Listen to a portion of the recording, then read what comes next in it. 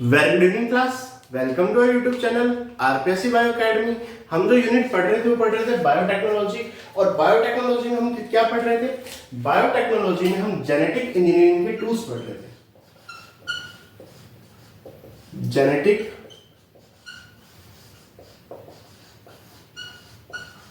Engineering के tools की study कर रहे थे कि जेनेटिक इंजीनियरिंग में कौन कौन से टूल्स काम में आते हैं, जिसमें नंबर 1 पे था एंजाइम्स। जो एंजाइम्स हमें चाहिए। नंबर 2 पर जो आएगा वो आएगा फॉरेन डीएनए।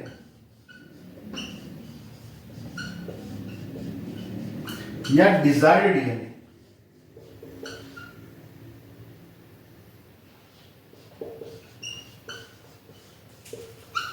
या इसे क्या कह सकते हैं? Passenger DNA.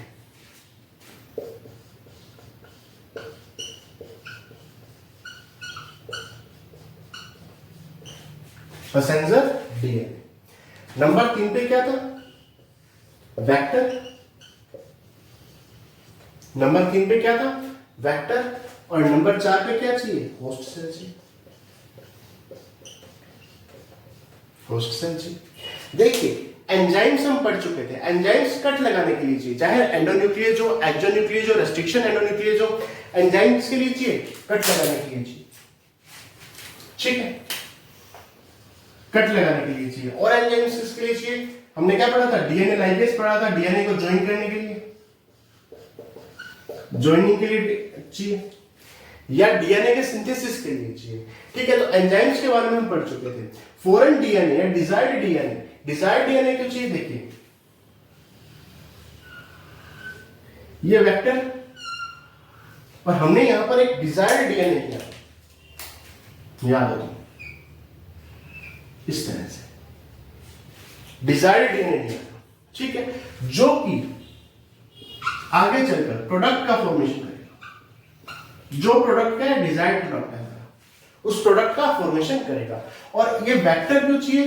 क्योंकि हम इस डिजायर्ड डीएनए को इस वेक्टर के साथ यहां पर जोड़ेंगे इस तरह से, और उसे होस्ट सेल में डाल देंगे। ठीक है, उसे किसमें डाल देंगे? होस्ट सेल में डाल देंगे। होस्ट सेल में ये जो क्या है? डीएनए। ये भी तो डीएनए है। वेक्टर क्या है? ये भी तो डीएनए का टुकड़ा ही है। जब ये डीएनए क्या करेगा? अपनी ग्रोथ करेगा, एक से अपनी संख्या बढ़ाएगा, एक से 2 अपनी संख्या बढ़ाएगा, वैसे वैसे यहां पर इस डीएनए की भी संख्या बढ़ेगी जो डिजायर्ड डीएनए होगा। यानी होस्ट सेल का यूज किसके लिए किया जाता है? क्लोनिंग के लिए। किसके लिए किया जाता है? क्लोनिंग के लिए किया जाता है। जिसमें सबसे पहले हम एंजाइम्स के बारे में पढ़ चुके थे। आज हम पढ़ेंगे फॉरेन डीएनए, डिजायर्ड डीएनए या पैसेंजर डीएनए के बारे में।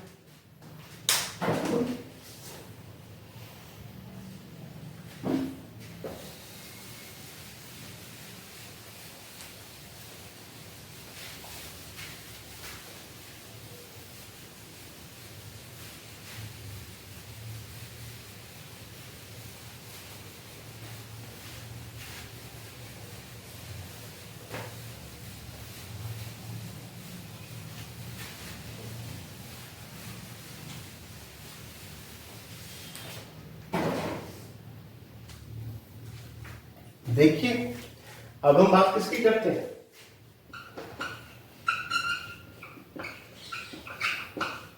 फॉरेन डीएनए बोल दो, डिजायर्ड डीएनए बोल दो,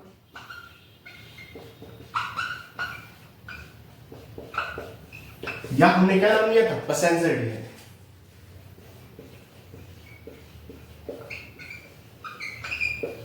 देखो सबसे पहले तो ये डीएनए का टुकड़ा है। क्या है? डीएनए का फ्रेगमेंट है। अगर इसकी डेफिनेशन की बात करूं तो a piece of DNA that is isolated from the that is isolated from the desired organism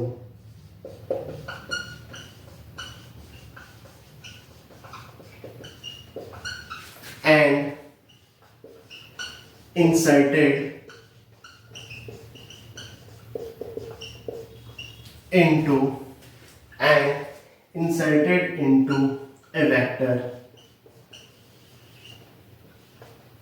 for cloning.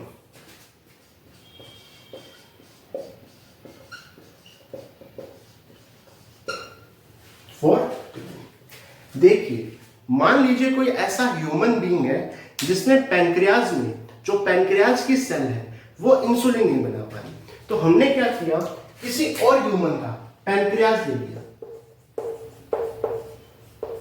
और उस पैनक्रियाज से उस डीएनए को आइसोलेटेड कर लिया, उस जीन को आइसोलेटेड कर लिया जो क्या बना रहा है, इंसुलिन।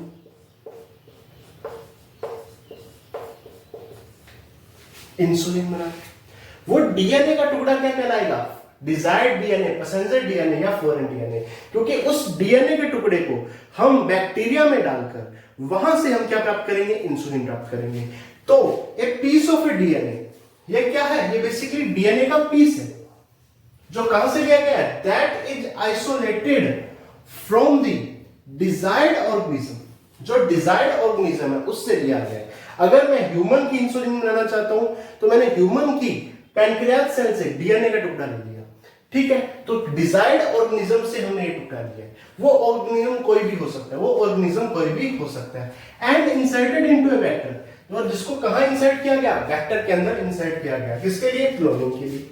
देखते हैं, जैसे ये डीएनए का टुकड़ा है जो पैनक्रियाज से लिया गया, ये एक डीएनए का टुकड़ा है जो कहां से लिया गया है, पैनक्रियाज से लिया गया, और हमने साथ में क्या लिया, वेक्टर लिया।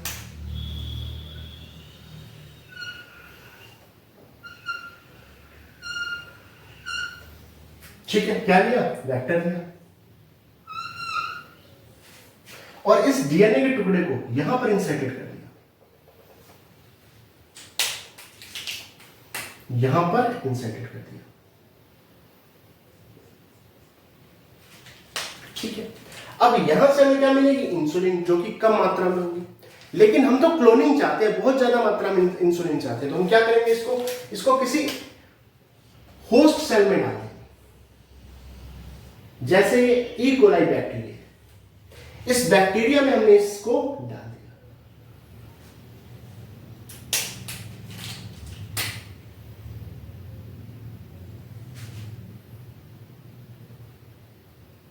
बैक्टीरिया में हमने इसको डाल दिया।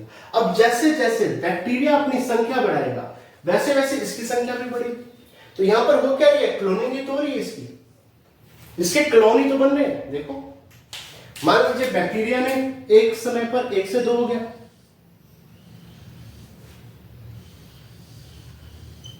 ठीक है, तो एक यहां बन जाएगा, एक यहां बन जाएगा, और बैक्टीरिया क्या करते हैं, एसेक्सुअल रिप्रोडक्शन ही तो करते हैं।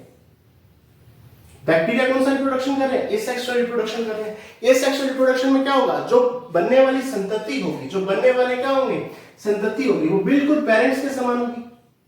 जो बनने वाला चाइल्ड होगा बिल्कुल पेरेंट्स के समान होगा। तो यहां पर जो डीएनए यहां पर है वही डीएनए आगे अगली पीढ़ी में जाएगा, ठीक है, और इस तरह से इसकी क्या होती रहेगी, क्लोनिंग होती रहेगी, और बाद में हम यहां से डिजायर्ड प्रोडक्ट को क्या कर लेंगे, आइसोलेट कर लेंगे। तो ये डीएनए क्या कहलाता है, फॉरेन डीएनए कहलाता है, डिजायर्ड डीएनए कहलाता है, या पैसेंजर डीएनए कहलाता है। अब हम देखते हैं कि इस फॉरेन डीएनए को कैसे बनाया जाता है। जैसे पैनक्रियाज से क्या किया, आइसोलेट किया, और भी बहुत से तरीके।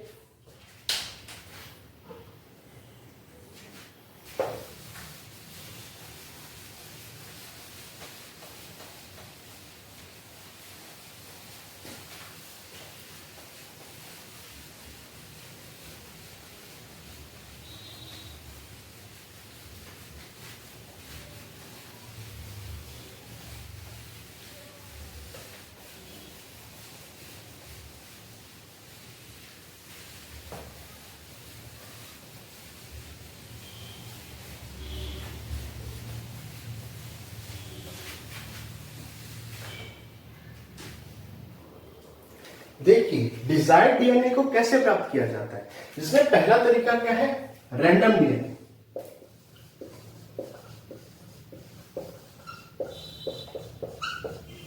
Random DNA.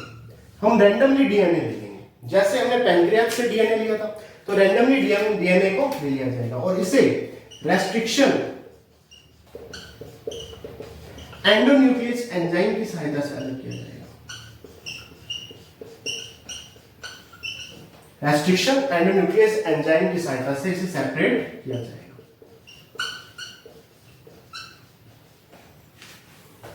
ठीक, दूसरा तरीका क्या है? कॉम्प्लीमेंट्री डीएनए का फॉर्मेशन करेगा।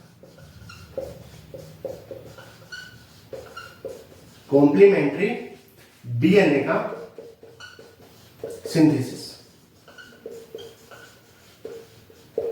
कॉम्प्लीमेंट्री डीएनए सिंथेसिस, जैसे क्या कहते हैं? सीडीए। मान लीजिए मेरे पास आरएनए टेम्पलेट, ये क्या है?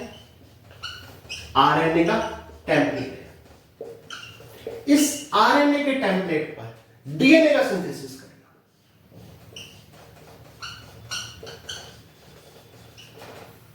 डीएनए का सिंथेसिस करना, आरएनए के टेम्पलेट पर किसका सिंथेसिस करना? डीएनए का सिंथेसिस करना। हमने पढ़ा था इसको, जब डीएनए से आरएनए बनता है तो क्या कहते हैं? ट्रांसक्रिप्शन कहते हैं। जब आरएनए से डीएनए बनता है तो उसे रिवर्स ट्रांसक्रिप्शन कहते हैं। और एंजाइम कौन सा काम आता है? Reverse transcriptase. Reverse transcriptase enzyme यहां पर काम आता है। तो एक तो रैंडम डीएनए ले लिया रेस्ट्रिक्शन एंडोन्यूक्लियस एंजाइम की सहायता से, एक कॉम्प्लीमेंट्री डीएनए का सिंथेसिस किया। कॉम्प्लीमेंट्री डीएनए का सिंथेसिस कैसे? आरएनए के टेम्पलेट पर डीएनए बना दिया, ठीक है। और इसको हम पढ़ चुके हैं, क्योंकि यहां पर कौन सा एंजाइम काम करता है? Reverse transcriptase enzyme. जब मैंने रिवर्स ट्रांसक्रिप्टेज एंजाइम पढ़ाया था तब यहां पर मैंने इसका प्रोसेस बताया था। अब नंबर 3 पे चलते हैं।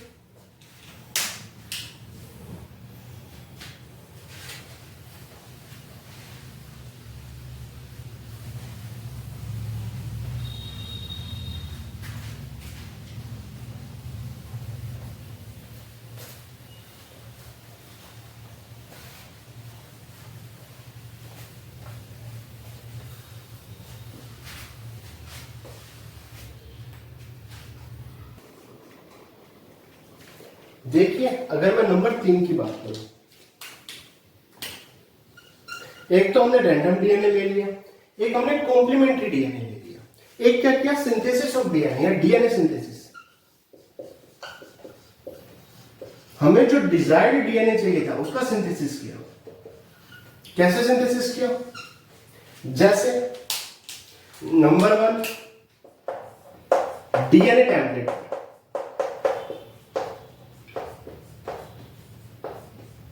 डीएनए टेम्पलेट पर सबसे पहले हमने डीएनए का टेम्पलेट बनाया, जैसे 5' से 3'।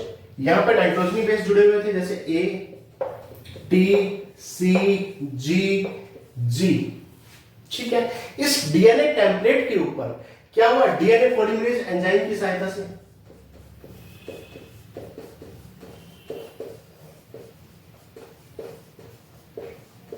हमने डबल स्ट्रैंडेड डीएनए का फॉर्मेशन कर दिया।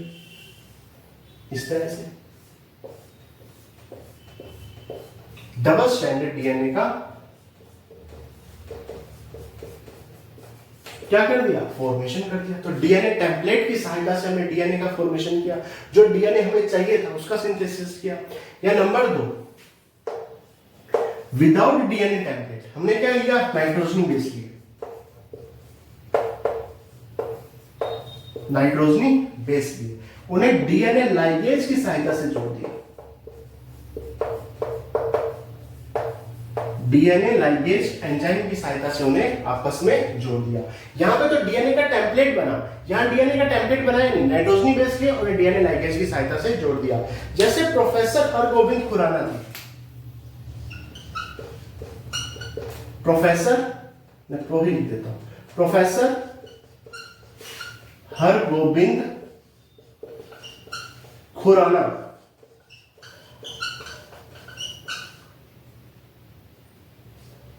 थे, ठीक है। उन्होंने एक आरएनए बनाया था, टीआरएनए।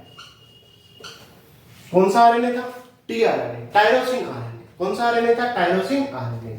ये जो आरएनए बनाया था, इनके कॉम्बिनेशन जो थे वो इन्हें पहले से ही ज्ञात थे, इन्हें पता था कि कौन कौन से नाइट्रोजनी बेस यहाँ पर आने वाले हैं और कौन कौन से नाइट्रोजनी बेस जुड़े हुए हैं। ठीक है, तो डॉक्टर हरगोबिंद खुराना ने एक टीआरएनए या टायरोसिन आरएनए की एक जीन बनाई थी। क्या बनाई थी? जीन बनाई थी। यह फर्स्ट आर्टिफिशियल जीन थी। बाद में इन्होंने कोडोन पे भी काम किया और इन्हें इसके लिए नोबेल प्राइज से सम्मानित किया गया कोडोन पे काम करने के लिए।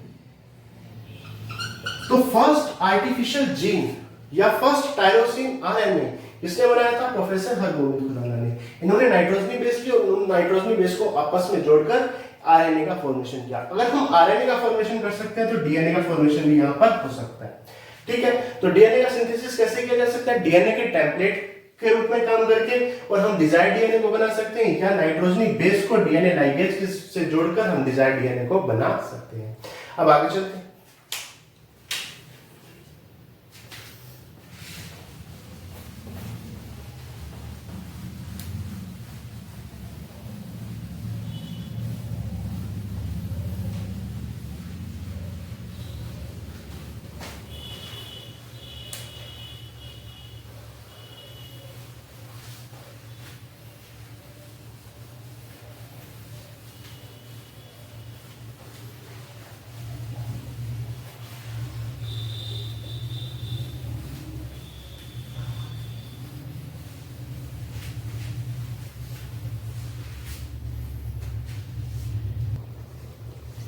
देखिए, अब हम बात करते हैं किसकी?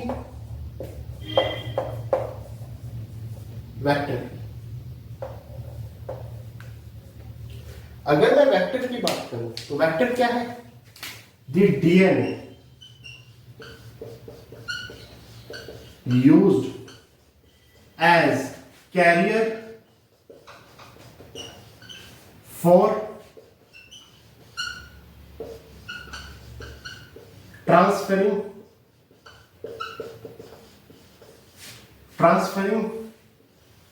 of a transferring fragment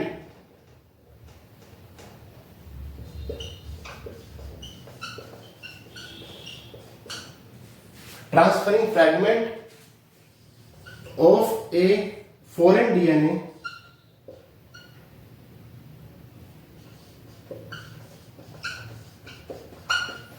into suitable host cell। देखिए, वेक्टर एक डीएनए है। डीएनए यूज्ड एज कैरियर, जो किसके रूप में यूज करता है? कैरियर के रूप में यूज करता है। कैरियर यानी जो एक जगह से दूसरी जगह लेकर जाते हैं, इसके लिए ट्रांसफरिंग करता है fragment of a foreign DNA. जो फॉरेन डीएनए का फ्रैगमेंट है या जो डिजायर्ड डीएनए का फ्रैगमेंट है उसे ट्रांसफरिंग करता है। उसका क्या करता है? ट्रांसफरिंग करता है। किसमें ट्रांसफर करता है? जो सुटेबल होस्ट सेल होगी, यानी ये कैरियर के रूप में काम करता है। एक जगह से दूसरी जगह लेकर जाने का काम करता है। कहां लेकर जाता है? होस्ट सेल में। किसको लेकर जाता है? जो कि फ्रैगमेंट होगा, टुकड़ा होगा, किसका? फॉरेन डीएनए का एक टुकड़ा होगा। देखिए, जो वेक्टर है वो कई प्रकार के हैं, जैसे प्लाज्मिड, कोस्मिड,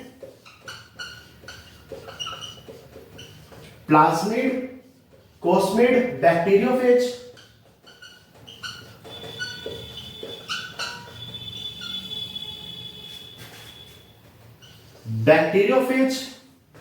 या मैं बोल सकता हूं yeast artificial chromosomal vector, bacterial artificial chromosome vector. इस तरह से कई सारे वेक्टर हैं जो हम पढ़ेंगे।